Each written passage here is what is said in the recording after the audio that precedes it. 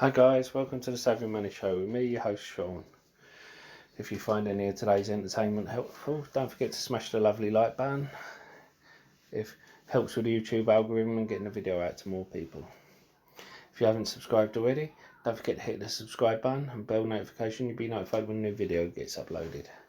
If you're looking for a free trading platform on which to trade your stocks and shares, don't forget to check out the links in the description below.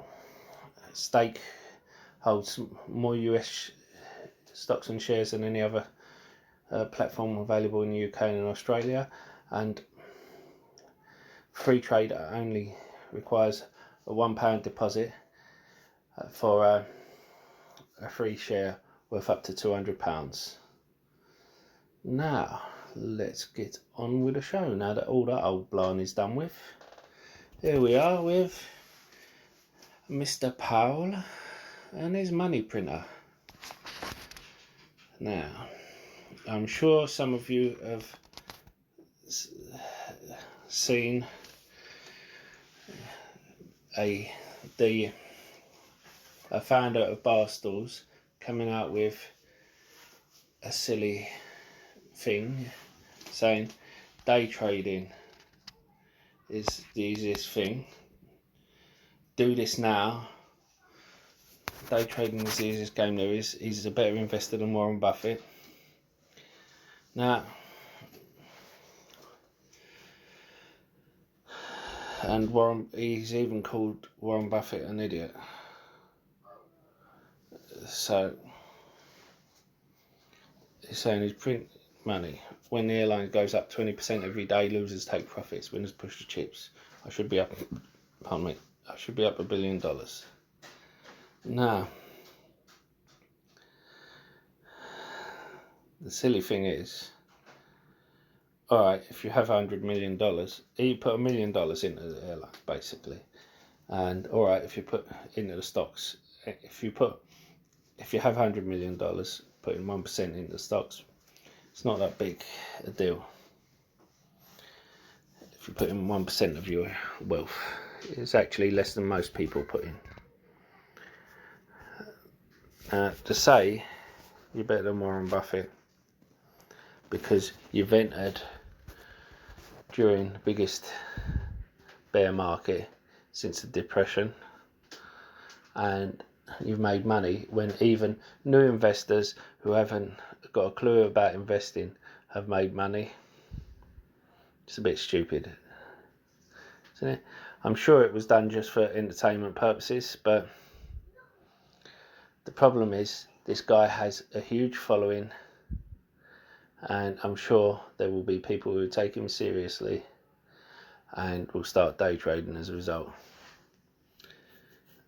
Now, he does give some warning saying, even though he says do this now, he does put a disclaimer in saying please do not do this and all this, but you will get people not taking notice of that. They always do. Even though I put a disclaimer in my videos, I still end up saying I'm not a financial advisor, so do not buy this on the back of what I'm saying. But the fact is, the reason why Warren Buffett, you've got to remember, it's only been the last 10-20 years that the growth stocks have outperformed value stocks. And in a way, growth stocks are value stocks because they're at value now because they're growing. So they're at value of their future selves. Now, the thing is, people think Warren Buffett hasn't been active, and he has. If you checked out my previous videos, you'll see he has. I've done a review of different sectors, and I've announced how certain sectors he has he has sold off airline stocks, as we know. He sold off some of his banking stocks, but then he's picked up some other banking stocks. And if you check out my previous videos with reviews of banking stocks, you'll find out which ones they are. he also picked up 5% of Apple after selling out of Apple at $320, which netted him between $100 and $150 a share. Now, not too shabby for someone who Cathie Woods of ARK Invest and a few other people were saying his time his time is over.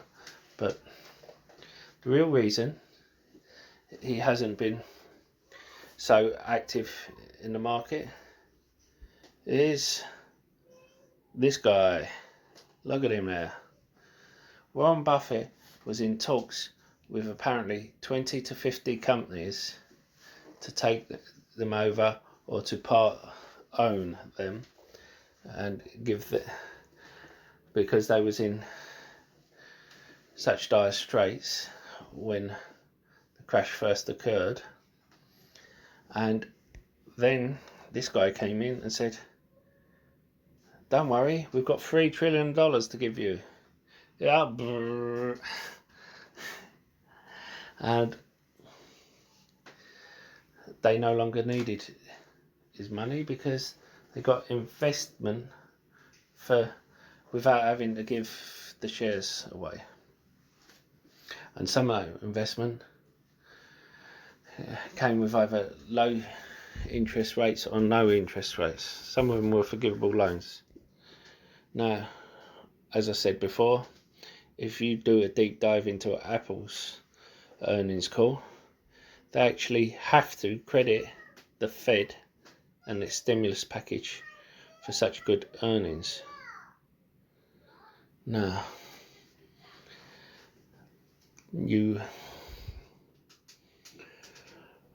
and Apple is now above where it was when Warren Buffett sold it. So if I held any, I'd be looking into whether to sell or not.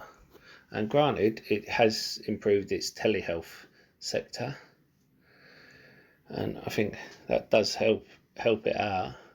But I would be looking to at least take some profits off the table. You know, maybe a 50-50 split on that end. The thing is, you know, you have to think of Jerome Powell like this, you know. But the worst thing that can happen to a new investor is their first trade is the same with a gambler. The first time they make money, and then all of a sudden they think they're an expert. I'm not saying I don't want people to make money first of all, because I don't want them to lose money and then not invest again. What I'm saying is, I don't want them to bet on something like Hertz and get 300-400% and then start betting on bankrupt stocks. Then when they start losing, they think, oh well, it worked for me in the past, I'm going to carry on. And then they start thinking, well, I'm going to start doing margins and maximise my potential for returns. I've bet on bankrupt stocks before. Yeah, you know, when they're chapter 11. Don't get me wrong, but these were stocks that I knew were going to come out. So I've done a video about it before. Even this time around, I've done.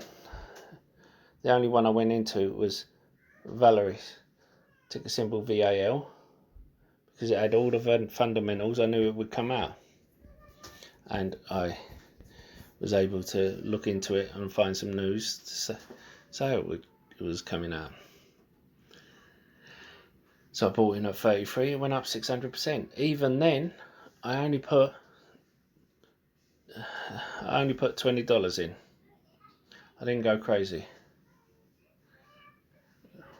Now I'm wishing I put more in because it went up 600%. But fact is, I took my 100 out, and I took my 100 quid out and never looked back. Doesn't mean I'm going to put it into Hertz or someone else, it means I invest it into a good company. Now,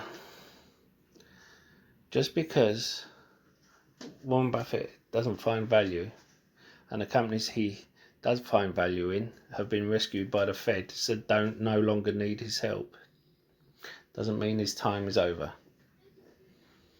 And these people who you've got to remember have $100 million to spare, and go and put risk $1 million on something. Remember, that's less than you are risking in the stock market in comparison. These people risking 1%, you will be risking 5 to 20% most times. So sometimes more. That then going around and telling you this is what you should do. So even Warren Buffett is telling you, if you're new to the market, go into ETFs. Because remember, time in the market is better than time in the market. Just look at another YouTuber like this guy who said a crash is coming. Said about a month ago, a crash is coming, I can see it coming. I want to do something I've never done before and try and time the market. Pulled all his stocks out of the market. So far he's lost £40,000. Sorry, $45,000. Now, even if a crash does come, he's lost that revenue during the time. And history shows us that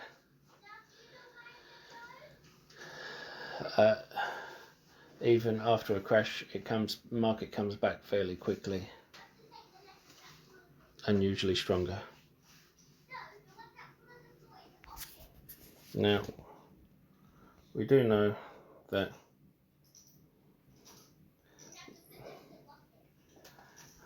what Warren Buffett says is right, that people are going crazy over risky stocks. Now look at these stocks, how much they're up. So, now these aren't even the bankrupt stocks, these are the ones that were at risk of bankrupt, see. And you're getting people saying you should pile into them while there's still a chance to get in them at a discount. There's no way these companies are going to go back to their 2019 levels, not in the next year. It's like with Boeing, it's going to take a few years. And before the latest dip, I did a video saying how the reason Boeing's going up is because one of the analysts that advises his customers on whether to buy Boeing or not, he factored in a perfect scenario. He factored in 737 MAX getting approval, and I think it will get approval, but you don't factor that in automatically into the price because it hasn't got approval yet. He factored in the fact that they would get back to profit by 2023. So, you know, we may as well factor them as a profitable company. Hold on, they're not for another 3 years. So why would you factor that in? And he's saying how the government's still giving them so many military contracts. So yes, they are, but they're also giving Raytheon, General Dynamics, L3Harris Technologies, you know, Lockheed Martin. So don't start bigging up a company saying how everything's perfect, because you know what happens when you factor in perfect scenarios into a company. As soon as there's bad news, it plummets. What you should do is view it on its current. Boeing isn't a growth stock, not anymore. Boeing is a dividend stock. It's not a stock like Tesla. The problem is what's happening with the market. Too many people are looking at how people are valuing Tesla and all these growth stocks on future value, and are thinking we should do that with our other businesses, and it's not the way you do it. Anyway, if you enjoyed any of today's entertainment, don't forget to hit the like and subscribe button. If you agree with me or disagree with me, let me know in the comments below, and I'll see you in the next video. Goodbye.